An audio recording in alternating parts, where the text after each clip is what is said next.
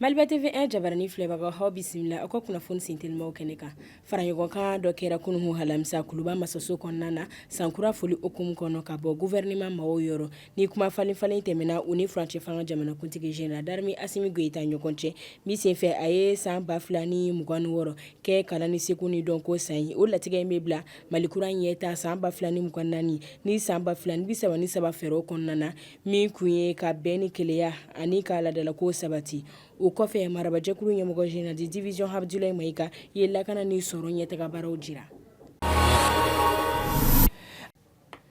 O kɔfɛ Mali jamana kɔkan ko ni diɲɛ jɛgɛbaara minisiri Abdoulaye Diop ye Arabi Saoudite jamana ka lasigiden min bɛ Mali la Abdoulaye Saleh Saber bisimila kunungu halamisa février kalo tile 5 san 2026 u ka kumaw tun sinsinni bɛ jamana filaw ka jɛgɛbaaraw kan min ye ka dɔ fara u ka jɛɲɔgɔnyaw kan i n'a fɔ sɔrɔko ka ɲɛsin jɛgɛbaara dɔw ma ni cakɛda dɔ ye ani ka fara sirabakanko kunɲɛw kan o b'a jira ko Mali cɛsirilen don ka baara kɛ ni jamana wɛrɛw ye min bɛ ɲɛsin yiriwako ma ani ka jɔyɔrɔ bonya diɲɛ kɔnɔna na.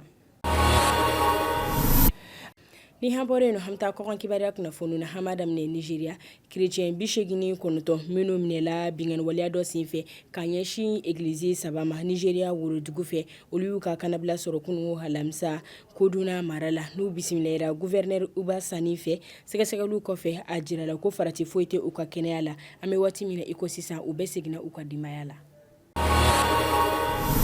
Ama kuncɛ Iran dɔgɔkun 2 fɔɲɔgɔnkɔ kɔfɛ Iran ni l'Amérique jamana bɛna kumaɲɔgɔnya kɛ bi juma o ma ka ɲɛsin Iran ka nucléaire baaraw ma Iran jamana kɔkanko minisiri Abbas Araghchi n'a ka jamakulu sen cunna Mascat o kumaɲɔgɔnyaw kun ye ka kow mada ka sanga ni Washington ye bagabagali min kɛ n'u ka golomasigi tabagaw labɔli ye u ka marabolo kɔnɔna na ni a bɛ kalo caman bɔ o kumaɲɔgɔnya tun kan ka kɛ min ma nɔ bɔ ni tile 12 kɛlɛ tun bɛ Israël ni Iran ɲɔgɔn cɛ min senfɛ l'Amérique jamana tun ye susurabaliya ta ka ɲɛsin Iran nucléaire bɔyɔrɔ ma.